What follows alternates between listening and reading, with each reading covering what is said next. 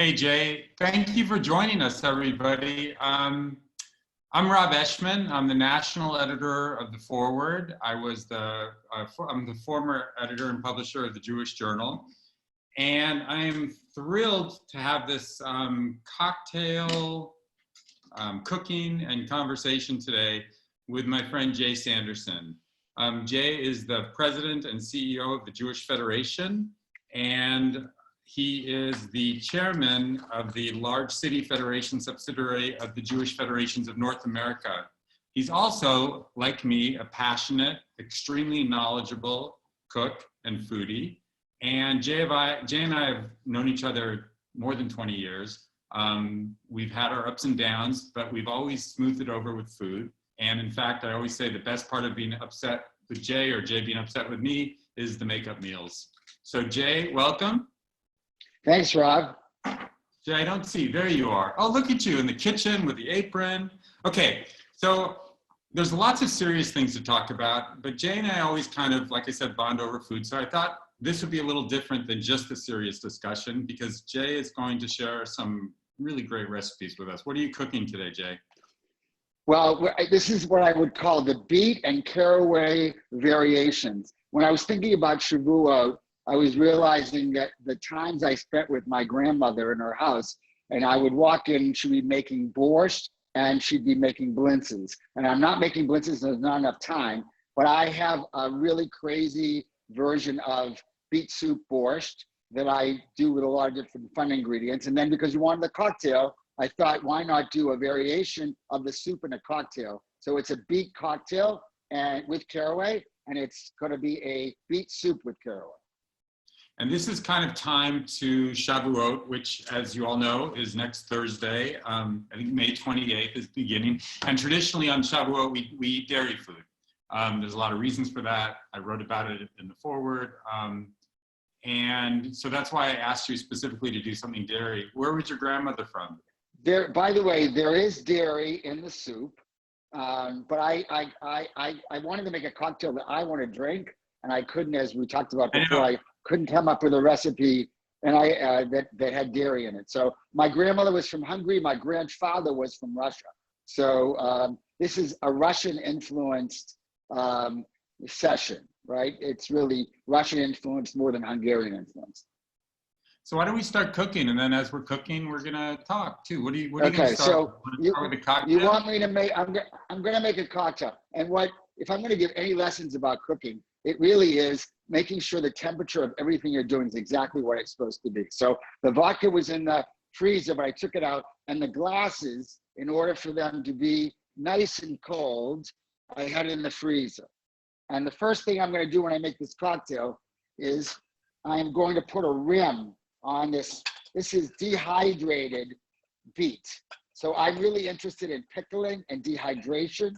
And so, as I said, this is about beets. And so this is a rim of beet, dehydrated beet. And then I'm gonna get some ice. Jay, just quickly, you dehydrated the beet?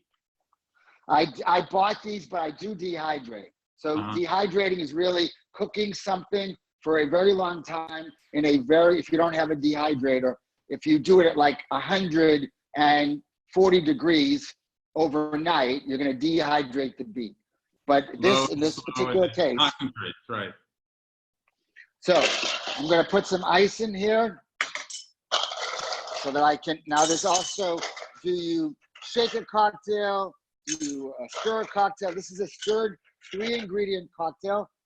Think of it as a martini, a Russian version of a martini. And it starts with the rim, and then it goes to, goes to vodka and beet shrub, all right? So beet shrub is another ingredient. And beet shrub, any kind of shrub, is basically, back to the vinegar issue, it's 1 part the fruit, or in this case beets, 1 part vinegar and 1 part sugar that you cook, and you cook it down, and it's got a sweet, sour feeling to it. That's what a shrub is. So this cocktail has a beet shrub, it has potato vodka, and it has Dopelet Como Extra. That's why you're not gonna be able to make it. I got this from the south of France. It is a liqueur that tastes just like caraway. So in this cocktail, as I said, I'm gonna put basically 3 quarters of an ounce of the shrub. I'm going to put 3/4 of an ounce of this liqueur that tastes like caraway.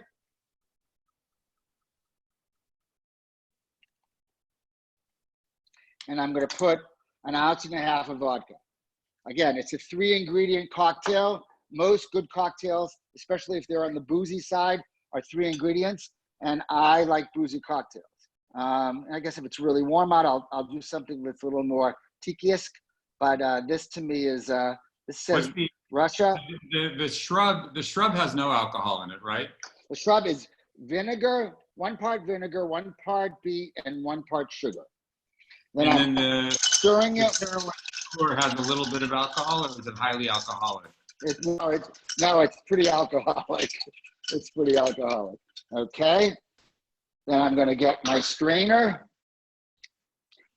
and I'm going to pour it in my glass.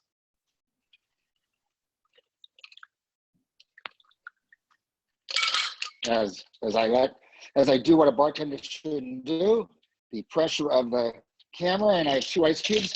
People ignore that I had 2 ice cubes in there, but it's just as fine. And now I'm gonna drink my beet caraway martini. So it's like a alcoholic borscht. That looks so good. And it's the alcoholic version of what I'm gonna make in my soup. Literally, I was thinking, I am a chef that likes to create things, and I like to have continuity. So this is like I said, this is a beet theme. If I was going for another course, I might do a beet carpaccio. I might have marinated a piece of fish in beet juice and done that. But this is dehydrated beet shrub, the caraway liqueur, and vodka, and it's really freaking delicious. Good. Jay, someone asked whether you use white or red vinegar in the shrub. I use white. It's really, you don't want any flavoring in the vinegar, just white plain vinegar, because you're getting the flavoring from the beets.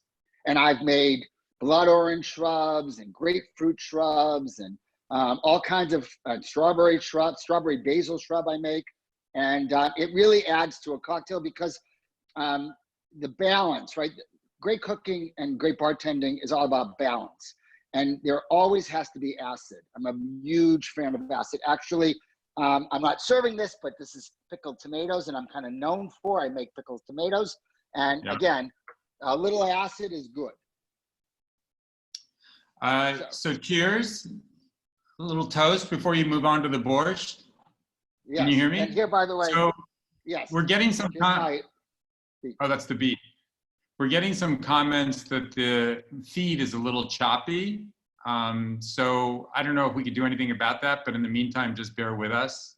You're gonna learn a lot, and you're gonna have to put up with a little bit of a choppy feed. So just before we move on to the borscht, Jay, I wanted to talk to you a little bit about the Federation response to COVID. I mean, you've dealt with the fires, you've dealt with the Great Recession, you've been at the Federation I think over 10 years now. Yeah, how is this, 10.5 years. Did any of that prepare you for this, or is this kind of more of the same? How is this different, dealing with COVID? First of all of it prepared. And I'm proud of the fact that our community might have been the most prepared Jewish community in North America, because we created systems that began in 2008, 2009 with the financial crisis. And then we elevated those systems through the fires, and it got this community through the fires. And the systems are a platform of social service pieces that we do in partnership. Our federation works directly in partnership. We don't just send checks to agencies. We create programs with our partners, and we implement those programs. So we created this thing called the Ezra Network, which is a real partnership with our local Jewish Family Service and other social service agencies. And we have social workers that rotate through the community. They create resources for people, and they do case management. What we find when Jews are in trouble, or anyone's in trouble, is usually more than one problem. And so these social workers are able to have a holistic view of how to help somebody.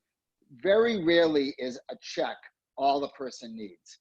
And when someone's in trouble, either newly in trouble, which is one of the things we're seeing now, people that have never had to access, unemployment insurance, never had to access Medicaid, they need help getting government support, and then help with other resources that the Jewish community provides. So in this crisis, we were prepared because we had this platform. Now, this is different. It has way more complexity.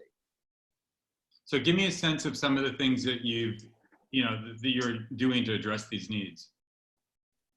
Right. So we have this thing called the Ezra Network. We have a phone number, and you call our helpline, which is on our website, www.jewishla.org, and someone will answer it and then direct you to what you need. If it's the social worker, you'll be directly connected to the social worker. If it's a simple question, the simple question will be answered. And then from there, we have an emergency cash grant program. This is cash to pay bills. It's not cash directly to the person. So you can't pay your rent. You can't pay your kid's school. You're a contractor who loses your license and needs to pay the license fee. We pay those fees for you. We pay those bills for you. We also have an interest-free loan program. And so we have a number of other bells and whistles to help you directly and indirectly. And that's the social service part of where we are. I said this in the beautiful forward article that I thank you for, that this is a 4-act play. And the first act is the human crises that is only getting more complicated every day. Tell me, Jay's referring to an article that Michael Janofsky wrote. It's in the forward. I put a link to it in the chat. And you can also see it at forward.com about Jay and what he's gone through with this. And it's very moving, and we're going to talk some more about it. Jay, you also run a big shop at Federation, and a few people have asked, how has it affected, what's going on with the employees of Federation, and how have you kind of dealt with their needs and their safety? Sure. First of all, we went remote very quickly. And it's not easy to basically, we have about 145 LA employees and in all departments. And we were able to, testimony to our IT department and to other departments, we were able to get everybody working in teams remotely. And so there are some people that are working harder than they've ever worked. And a lot of what we've had to do is move to the virtual world. So all of our, we're very big on young adult engagement. We're big working with teens. A lot of the things we had to do in terms of our programming had to be moved online. And we pivoted very quickly. And so the Federation staff is working very hard. At the same time, everybody knows in order for us to do our work, right, the old adage that without bread there is no Torah, we raise money. And the biggest challenge right now is to raise money in this environment, because last week would have been one of our biggest events of the year. We would have had 1,200 people in a hotel for our real estate dinner, and we would have made over $2.5 million. And so we're now trying to also pivot fundraising and talking to people on the phone or on Zoom, as opposed to sitting across from them at a restaurant or seeing them at an event. We're going to get to the borscht in a second. I know people are waiting. Yes. But do you think that money comes back, the $2.5 million? Is there any way to recoup that virtually in the way that you could have gotten it in the ballroom? I think the truth of the matter is, Rob, that the Jewish community is not going to raise the money collectively, nationally, that it raised last year. That we're all going to be suffering, and there's various levels of it, and we have to get through this. We are better positioned to adapt to the new environment and have less damage than many organizations are, but we are going to lose. So we're not going to raise the same amount of money on a virtual event that we would on a live event, especially something like the real estate dinner, which is so much a networking event where people pay to be in the room with major real estate people. So we are going to pivot and adapt and recognize that this year is going to be hard. It's also going to be hard because lots of people's net worths are not the same as they were last year. I'm going to get some more in my cocktail. And so people may not feel as generous as they did. And on top of that, we have bigger issues and challenges in the community that we have to address. We have to do things differently. We have to prioritize differently. This Jewish community is never going to look again like it looked 6 months ago. We're gonna get into the future a little bit later, but why don't we just, let's cook a little. Why don't you start on the borscht? I'm really Okay, excited. so just like you have to have ice in to keep something cold, nobody should ever. I think one of the biggest mistakes people make is they put oil or something like that in a cold pan, or in this case, in this instrument. So I've heated this. I've got canola oil that I'm going to pour. Again, I'm not big on recipes. I'm pouring what I think is the right amount, heating it up, and the first thing I'm doing is taking my tablespoon of caraway seeds, and you're going to hear it pop and a sizzle. And I'm heating these caraway seeds, and I'm popping all over my kitchen. And then after I do that, this recipe calls for 2 leeks, only the white and light green parts. So I'm putting in the leeks before I put in anything else. Now, I'm just going to tell people, Jay, one second. I'm just going to tell people that I know Jay is cooking freestyle. I do the same, but we're going to get the recipes written down and we'll post them at the forward, and we'll send them out through Federation as well. 100%. And now we don't want any of this to burn, so I'm going to put a little water in it. Now this recipe can be done dairy or it can be done vegan. And so I'm doing a vegan version of it. I'm not going to do it with buttermilk. Instead of buttermilk, I'm going to use vegetable broth. Okay. Now, after that, always season. So I got salt, I got pepper, and now come the beets. Now I roasted these beets. This is what the beet looked like before, right? And then I roasted the beets and in extra virgin olive oil, and I roasted them till they're soft. I peeled them, and now I'm going to put them in here. So just quickly, you roast them in a hot oven. You don't peel them. You cover them with olive oil. Do you cover them in foil or just do it bare? So there's 2 ways to do this. One is to kind of steam roast them, which would be to put them in tin foil, cover them in tin foil. I like taste of just plain naked roasted beets. I think it's earthier, and so in this particular case, I just roasted them in the oven. I approve. All right. So I'm getting this soften, and then I'm going to put in I'm going to lower the heat a little bit, and I'm going to put in my vegetable stock.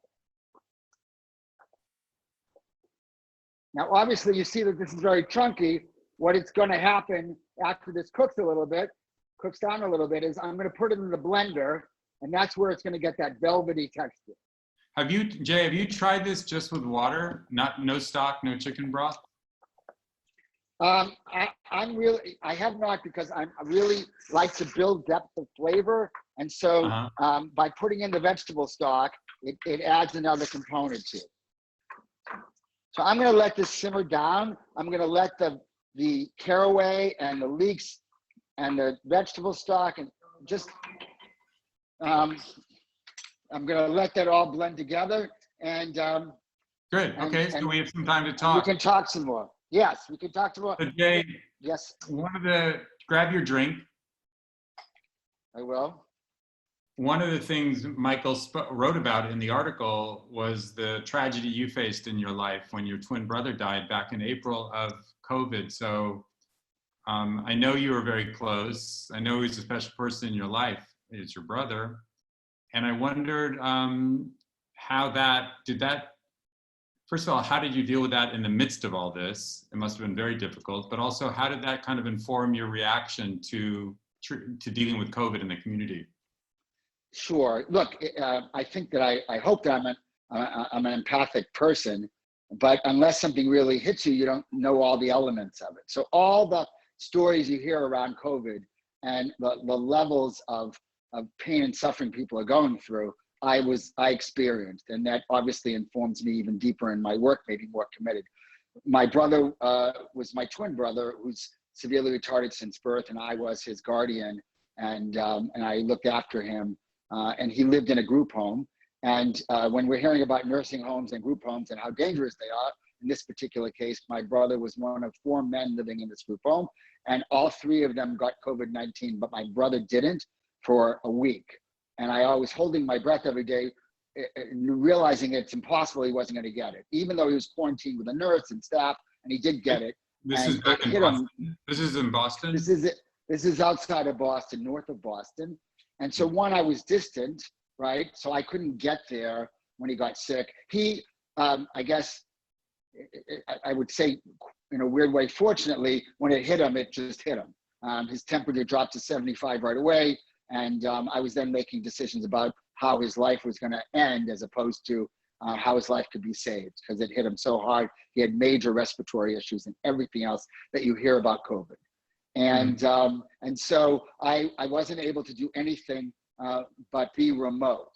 And even if I had been able to get on a plane, which I couldn't, the hospital wouldn't have let me in the room. So I understand that now. And I couldn't get to the mortuary. And my brother also didn't have a funeral. He was buried in a Jewish cemetery because there was so many burials that needed to take place the week my brother passed that they, one, couldn't tell me when it would happen until 2 days before, and 2, I can't have a proper funeral for my brother until this is all over. So I experienced everything. And then on top of that, my mother, who I moved here, who lives in the Jewish home for the aging here, I had to tell my mother my brother was dying on Zoom. And when they finally let me see my mother the day he passed, I had to be 6 feet away from my mother, which I understand, but I couldn't physically hold my mother to comfort her. So those experiences, as well as the pain of a loss of someone who is central to my life, it drives me to be more in my job. The truth is, I think that people look at Federation executives and heads of other organizations in this space right now, rabbis, and they think that this is an easier time in a way. We're not in an office. And I work honestly from the moment I get up, which is about 5:30 in the morning, until the time I go to sleep. And I'm driven now because I feel like I had a great purpose before. I have a greater purpose now to honor my brother's memory. Gotta look at the soup. Okay. Yes. Yes. That is beautiful. Well, it's going into the blender anytime soon. So if you're gonna, yes. What? How long are you cooking it for?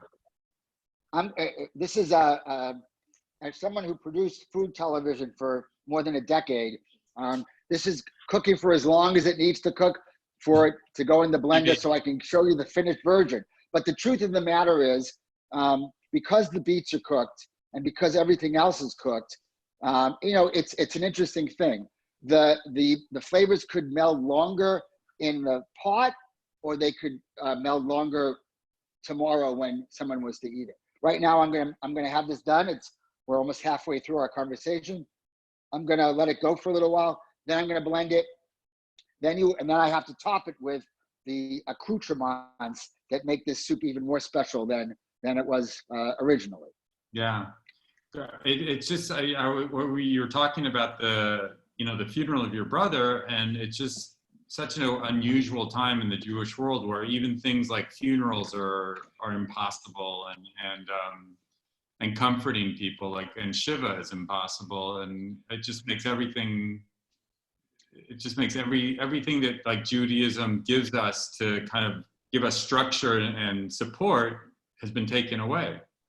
I think the other side of that, I say this all the time, there's some beautiful learnings and opportunities that we're going to have after this from this crisis. So you're right. I couldn't sit Shiva in a normal way. People couldn't hug me and they couldn't comfort me. On the other hand, I've been able to connect with people from all over the world that wouldn't have been able to, wouldn't think to connect with me in the same way. So I've had Shiva calls from Israel, from South America, from other parts of the world, where people are Zooming with me, making a Shiva call that they might not have if we were in the traditional setting. I think that the global world that we're in, which sometimes causes pluses and minuses, we're seeing that we can be connected. I had this conversation recently with a couple of rabbis who are concerned about how they're going to do high holiday services, and will it dissuade people from joining a synagogue? And I believe, on the other hand, it will introduce people to rabbis and to synagogues and to spiritual experiences they might not have had if they were just in a synagogue, going to a synagogue, as opposed to, I can now learn from the greatest rabbis in the world so much easier because everybody's online. That kind of connects to this, the issue of being in the middle of the pandemic and how you're dealing with it. You talked in the article about the silent summer, where we're not going to have camp, it looks like. We're not going to have Jewish camp, which you and I both think is so critical to Jewish education. And we're not going to have trips to Israel. What's the Federation's role in kind of providing some kind of Jewish experience or structure in helping organizations that traditionally do that and make it through the summer? How are you facing the summer? Right. So when I describe this as a 4-act play, the second act is the summer. It's, by the way, it's not just no camp. It's not just no trips to Israel. It's no gathering in any way for young people, no youth groups. It's also no college internships. It's also probably colleges are going to start, more seriously in January. So it's also, what happens to, young people going to colleges, what's happening to all those people. So we have lots of young people that we're going to have to create virtual ways to connect them. And we're working directly, and we also want to save the ecosystem, not the ecosystem. We want to create a new ecosystem, saving those organizations that are the most valuable. And we know that summer camp, no matter what the study is, summer camp and trips to Israel, experiential Jewish programs are the most impactful. So we are, on the one hand, trying to work directly with the camps to make sure they can get through a non-summer summer, and we're creating programming ourselves and with our partners to make sure we engage as many young people as possible. Rob, the other part of this is a significant impact on the mental health of our young people as well as older adults. And so we're also looking at what are the mental health challenges people are going to be facing, months of being cooped up and losing those experiences that everybody looks forward to in their life. I'm getting a lot of questions about, some other questions about Federation. Have Federation employees had COVID? Have you experienced any of that within the Federation? And what's your policy? Thank God, right. Thank God. Right. Thank God no one that works for the Federation has gotten COVID that I know of. I have colleagues in other places that have gotten COVID. Again, a couple of weeks before we shut down operations, we hired a nurse to come in and take people's temperatures. So we were dissuading people from coming to work. I do know of family members that got COVID, of my employees, and we are doing some real thoughtful work about, this is the other side of the question, about what it would be like to go back into the building. And we will not put anybody that works for the Federation, just like we don't want anybody in the Jewish community to be put in harm's way. People's health is most important for us in the community. And so we're going to figure out the easiest and best way to get back to work whenever that is. We are in LA County in the city of Los Angeles, and we're going to be slower at it than most parts of the country.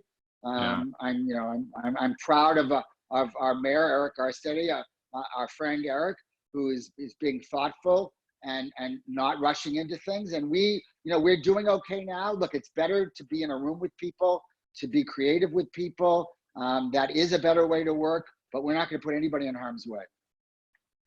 And looking forward, let's jump over the summer and look at the high holidays. Is the Federation, what advice are you giving these rabbis? You said you've talked to a couple of rabbis. What advice are you giving them? Talking to all the rabbis now. So okay, what are you telling them? What we do is we convene and we're talking to all the rabbis. We're going to be helping rabbis think more creatively about doing things virtually. I think, Rob, you know better than anybody else that I produced the really first significant online Kol Nidre services with a rabbi that we both love, Rabbi Naomi Levy, your beautiful, extraordinary wife. And so I have a lot of experience that I can help rabbis and synagogues with, which I'm volunteering, as well as putting some resources together to help them. There will be no in-person significant services. We know that there won't be services. I mean, every Jewish institution has to communicate its message, even the camps, when the time is right for them. But there's no scenario that I see right now in Los Angeles where there'll be hundreds of people in a synagogue for Rosh Hashanah or Yom Kippur. So what's your advice to these rabbis? I mean, what's the basic advice to how to retain their members, how to, keep, it's such an important time, fundraising time of year. So what's your overall advice to them, to tell everybody to go to the Zoom, but then what? How do you do it? Well, some of this is a mindset. Is this an opportunity or is this a crisis? If it's an opportunity, as I said to 2 rabbis in the last 2 days that are extraordinary rabbis and great pulpit rabbis, it's an opportunity for people locally and around the world to be introduced to great rabbis. And when we get through this, everybody wants to be in the room with them. Just because an artist, the Bruce Springsteen, a Ben Platt, a recording artist is doing something on the web, on Zoom, or in some other way, that doesn't mean people won't want to see them in an auditorium when it's safe. They will want to see them more because they're being introduced to someone that they didn't know before. So I think many synagogues are going to come out of this stronger. The truth of the matter is, if we're really being honest, and I've said this before, and it's not necessarily a popular statement, there are lots of Jewish organizations in our ecosystem that were struggling before COVID-19, many of which are saying they're struggling because of COVID-19. There are a lot of synagogues, there are a lot of schools, there are a lot of Jewish institutions that were struggling. And I believe that our goal is to get as many Jews involved in Jewish life as possible. That doesn't necessarily mean we need to have a Jewish organization on every corner of every street like Starbucks. It means that we have to create the highest quality of experiences at the lowest price, lowest barrier of entry to engage people. And I hope we get out of this recognizing that, and we start investing in the organizations, the synagogues, the schools, with the greatest chance to grow and prosper, and we try to merge and have creative conversations with others about how they will fit in the new world where there will be less resources, and for a while there might be less people in rooms.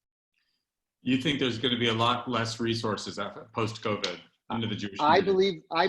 I believe we see a couple of things. We're in the beginning of a potential depression. I believe that unfortunately, in the Jewish world, we haven't developed a majority of Jews who give to Jewish organizations. Jewish organizations are fueled by a smaller number of Jews than we would all like, but that's the reality of the day. And if that smaller percentage of Jews who are philanthropically committed to the Jewish people have less resources or feel like less charitable, or by the way, their kids don't have jobs. I've had countless conversations with people my age whose 30-year-old kids have moved back home with them because they got laid off. So they have family obligations they didn't have before. I have to have more of my cocktail because I'm getting a little dry mouth. And so we're going to see a course correction where there'll be, I believe, no matter what we do creatively, there'll be less resources, at least for the next 2 to 3 years. Do you think synagogues are especially vulnerable because there was, not huge synagogue attendance before, and now, or do you think this is an opportunity for synagogues to reach people who never would have stepped foot in one before? I think, by the way, I'm trying not to be messy, so I'm going to pour the soup into the blender in the sink because I don't want to, I like to get everything prepared. I also don't like a messy kitchen. I believe that many will get through this stronger and many won't. And it's, as I said, it's a question of how they see this as an opportunity, how creative they can be. What's great about today is that you can, we have great rabbis in America, and I'm a little prejudiced. I think we have some of the best rabbis in the country in Los Angeles. And so they're in your living room now, right? You can see Rabbi Steve Leder, you can see Sharon Prowse, you can see Naomi Levy, you can see David Wolpe, Ed Feinstein, you can see Yoshi Zweiback, you can see small rabbis, big rabbis, you can see them, you can learn from them. And again, if we do this right, if we have a quality product, which you and I know we do, then I believe people will return when they can return. Now, will they write checks today if they can't afford it? That's a question. Will they write checks today because they don't feel like they're going to be getting what they would get before? We'll have to see. This is not going to be an easy year to 2 years. Until there's an actual vaccine or a cure, you know, people are not going to go even if they can go. And we don't really know. No one can predict how the chips are going to fall here. But we can do what I'm trying to do leading the Federation. Be thoughtful, strategic, and non-reactive, right? What I see, unfortunately, in a lot of organizations is people are reacting. And I think we have to go through this slowly, ask a lot of questions, experiment, take chances, and we have to, you know, be as thoughtful as we can to get through this, to get, as I said in that article, this is darkness, and at the end of all darkness in the history of the Jews is light. We have to create the light. The light won't happen without us coming together to do it. I'm now going to pour the soup in the blender. Now the soup. Now, I'm going to tell the people viewing that, hey, if you signed up for this, you're going to get a free month subscription to forward.com, which enables you to read all the great content. And there's almost too much great content on forward.com. So please enjoy your free subscription. And also, if you have any more questions, there's a lot of people asking questions here, and I will direct them to Jay when we have a chance after he blends. Okay. So, and let me tell you about this. All right. So we have choices. We always have choices when we cook, right? Do we like things thick? Like my wife likes a thicker soup. Do we like it thin, right? So right now, this is going to be on the thicker side. I could make it thinner by putting in water, as Rob said, or more vegetable stock. So right now, I'm going to blend it the way that it is. The other thing about this is it can be served cold. It can be served hot. So again, if you do this right, lots of choices. Now, a loud sound.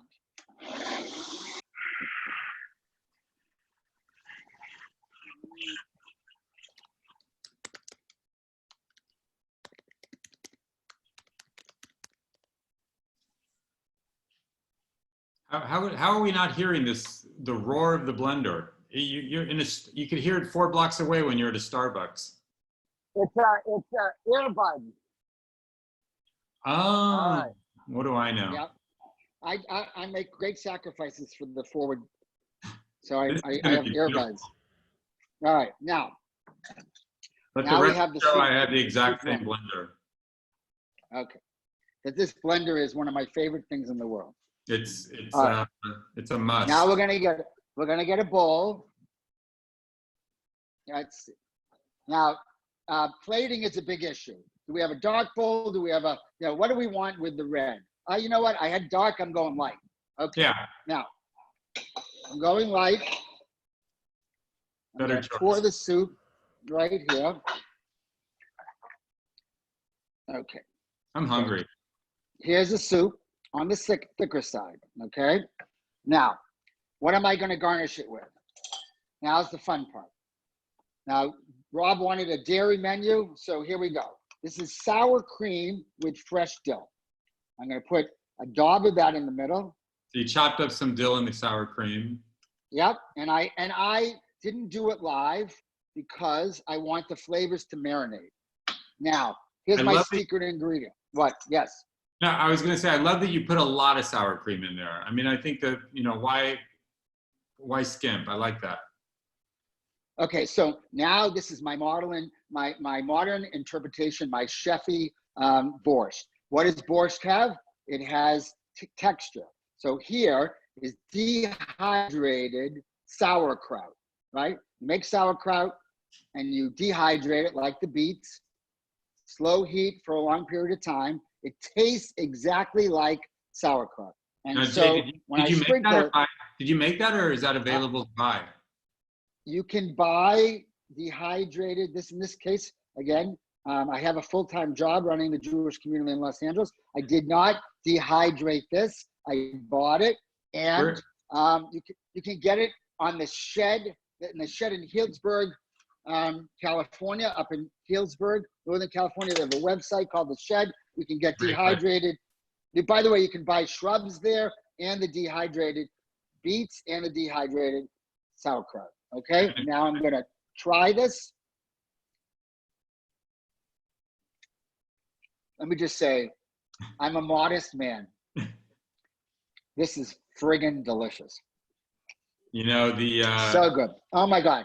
And what's good about it, Rob, is again, I'm all about balance.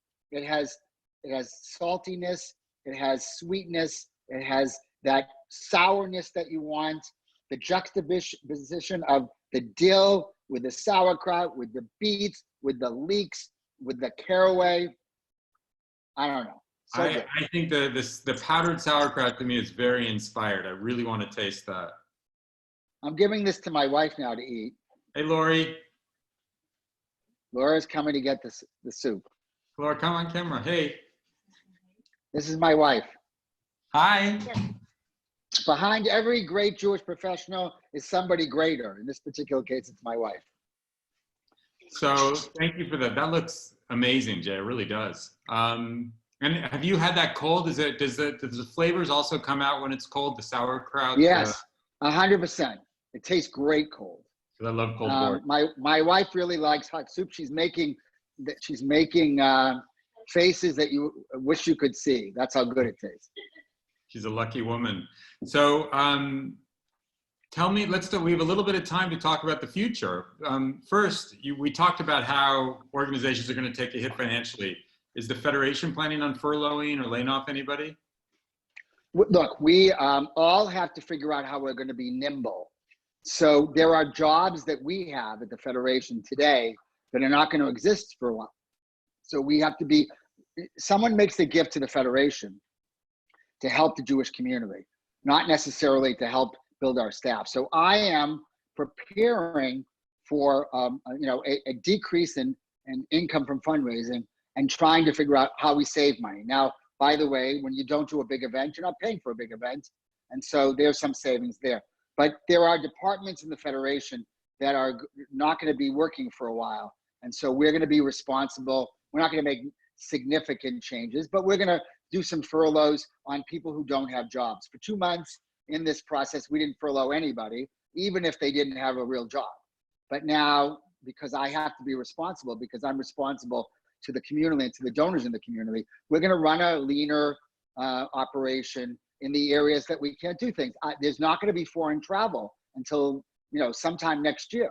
So people who are involved in the travel part of our work don't have jobs. And if we can move them into another department, we will, because we have an increased need, as an example, in the work we're doing with the most vulnerable. But if we can't, we have to be responsible. And we are helping every one of our employees get through the short term. And right now, we're not talking about anything really significant in terms of numbers and furloughs more than we're talking about any layoffs. I mean, it seems the great irony of this whole thing is that at a time when we see the need for the Jewish community is greater than ever, the need for community, the need for spiritual support, the money and the structure flowing into it is at its lowest point. It's this paradox. It's very painful. You know what? I'll tell you the truth. I'm hoping that we can have conversations around the right tables with Jewish leaders about, again, what I said earlier. The Jewish community is not, nor should it look like this when we're done, or like it used to look when we're done. And the question will be for all of us as to, can we think about the Jewish community as a whole, capital C, as opposed to our own individual organization, and do what's best for the Jewish community, right? If there are day schools in a city where their attendance has been consistently, and their admissions have been consistently dropping over years, and they're a third of what a full classroom would look like, should they not talk about merging with another school in a similar situation and saving those communal resources? We have to have hard conversations for the betterment of the Jewish community. I think this is an opportunity. Those are conversations I've been trying to have for 10.5 years, because the truth of the matter is, before COVID-19, we created an unsustainable Jewish community where the costs of being Jewish exceeded what people could afford. $24,000, $25,000 to send your child to to the 6th grade of a Jewish school, it's very difficult for a Jewish family to afford that. So how do we do a better job, educate more people, engage more people, and spend less money doing it? And that takes some hard conversations and some tough choices, which I believe the Federation is should be in the business of doing it. When people call me and say our problem is all about money, just give us more money and the problem will be solved, I have not seen an organization who only needs more money. I see organizations who need to think about more strategically how they operate their businesses. And every Jewish organization, whether we like it or not, is in a business. And maybe the business is inspiring Jews, but it still has overhead. It still has, everybody has to have insurance, health insurance. And so we have to figure out, how do we do more in this community and reach more with what will be less resources?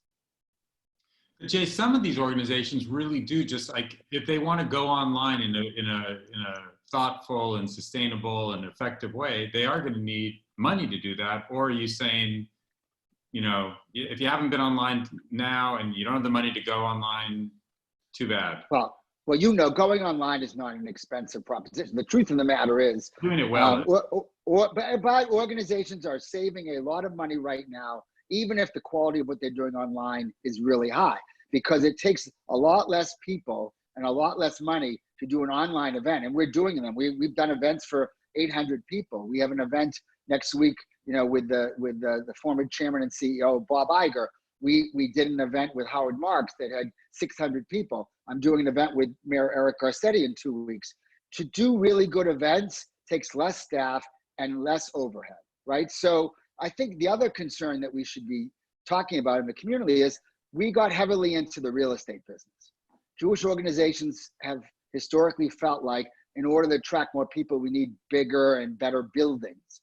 Well, bigger and better buildings in the new world are not going to be the same, right? Because no building was built for COVID-19.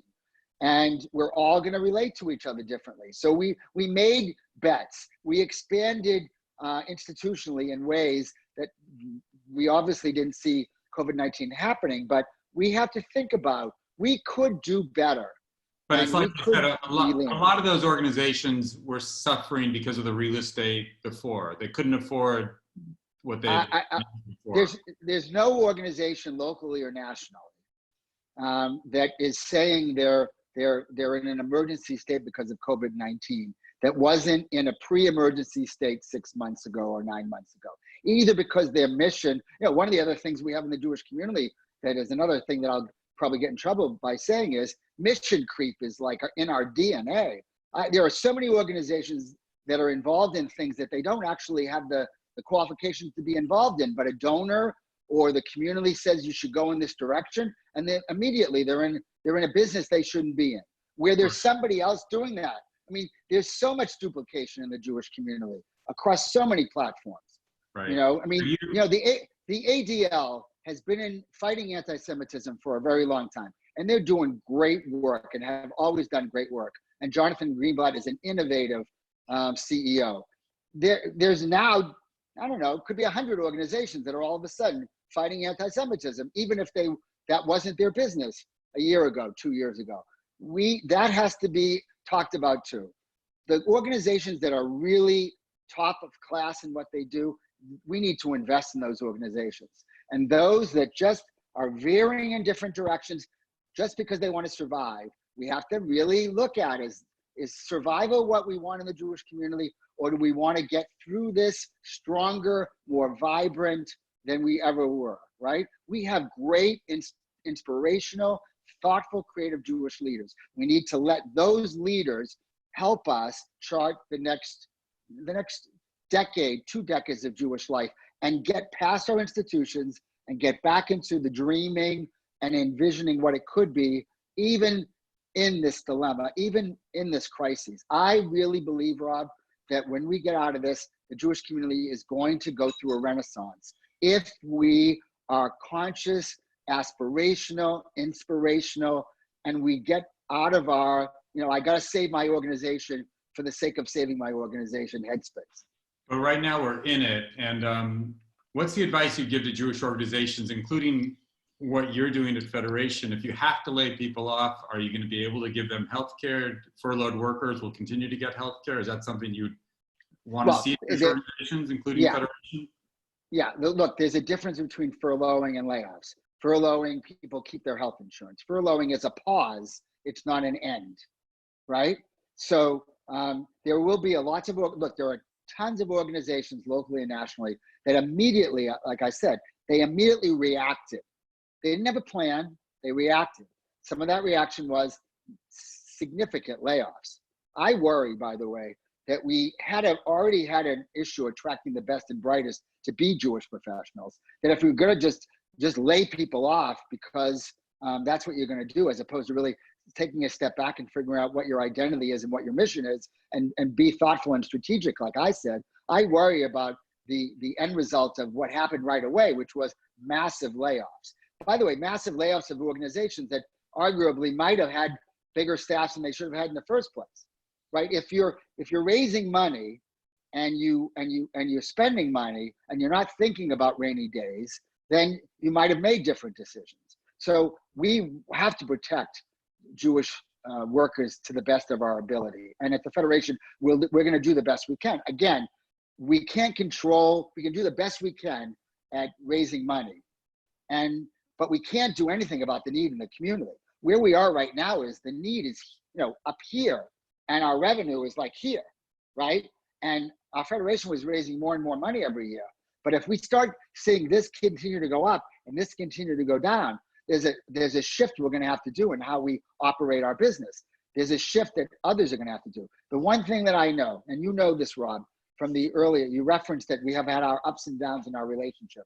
When I took this job 10.5 years ago, I wasn't sold on the Federation model. I felt like the Federation model needed to be transformed, and that the model of being an umbrella of beneficiary agencies and creating entitlements in the community was wrong and broken. And I changed it in LA so that we could be addressing the greatest challenges in the community.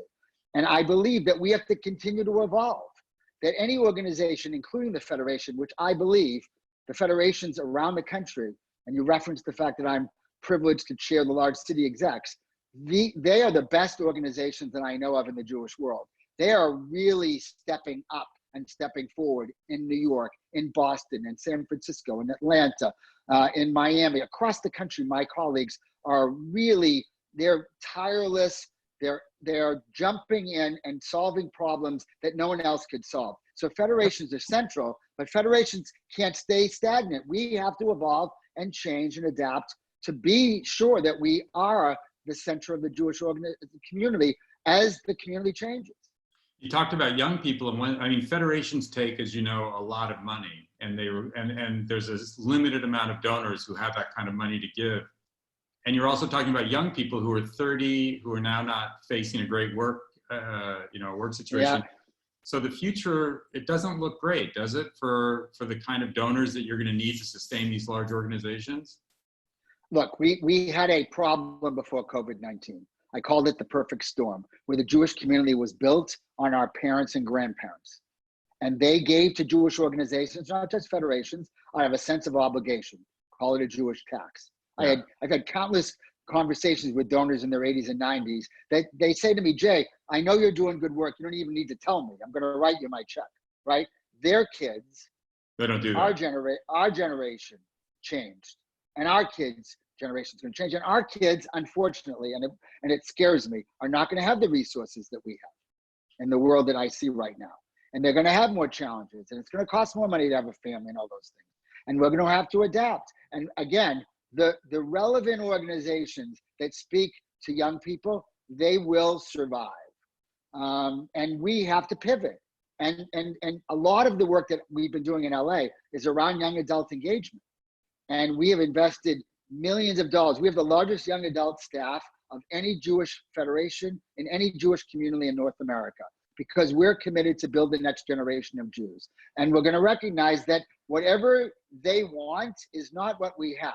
I always say, there's a great management book called What Got Us Here Won't Get Us There. The title's better than the book. It's true. Our kids know each other, and our kids have grown up together, Rob. They're going to look for a different kind of Jewish organization than currently exists. And we got to get our act together. And Yeah, we got to do that. But also their experience of Jewish community is going to be so much online and virtual, especially 100%. A, and 100%. B, But they're going to have in the back of their minds, I can't give up too much money because when's the next pandemic going to hit? well, I think the money thing is real. I do believe in all my experiences with young people is they actually, I think one of the great misnomers about Generation X and Generation Y and is that they all they are is on their phones. They text instead of call, and they don't have the same connection to community. And I see the exact opposite in all the work we do, and even in my own children. They crave community. They crave a different kind of community. They don't necessarily crave institutional life. They're gathering, in their homes. They're doing Shabbat. They just may not be going to synagogue. And this is a problem that predates COVID-19 by 20 years. It's not a problem for them, it's only a problem for the synagogues. Well, these are challenges that we have seen and we haven't reacted to quickly. Now, is this going to, just like some organizations are saying that COVID-19 is expediting their demise, will COVID-19 expedite and inspire those kinds of conversations? Let's recognize the fact again that we're learning some ways to communicate. Federation, we have New Roots, which is one of the most significant young adult engagement programs in the country. And we would have an event with 50 people. Now we have the same event online with 300 people. Now, 50 people in a room has intimacy and some value that the 300 doesn't. But 300 people, we have to figure out how to keep those 300 people engaged. We're actually reaching more people in our young adult work today than we did before. That's an opportunity as well as a challenge. And I'm seizing opportunities. And if I was giving a message to the rabbis and the Jewish community leaders in LA and across the country, I am saying to them, and I would say it now, we have to seize this as an opportunity. I recognize the pain and suffering that organizations and individuals are going through. But in terms of Jewish life, flourishing Jewish life, we have to take what we're learning and how we're adapting, and we have to move it forward to the day this is over. Amen there. So Jay, we have to wrap up. I want to thank, we've done a lot. We did a cocktail, we did borscht with the powdered sauerkraut, which is genius. I feel like we had a pretty wide-ranging conversation there. There's more. If you didn't get your question answered, I'm sure you could email me or email Jay and we'll answer your question. Again, take advantage of your free subscription to the Forward. I want to thank you, Jay. I want to thank Jonas Sanderson on camera, Mira Fox at the Forward, the entire staff of the Forward, Robert Goldenberg and the staff at the Federation, and thank you all for joining us. It's been delicious and really educational. And Jay, it's always good to see you. Thanks, Rob. Next time we cook, we're going to cook together. That'd be fun. Or at least you'll interview me and I'll cook. It's much easier to do that. Yeah. Thank you. Thanks, everybody. All right. Thanks.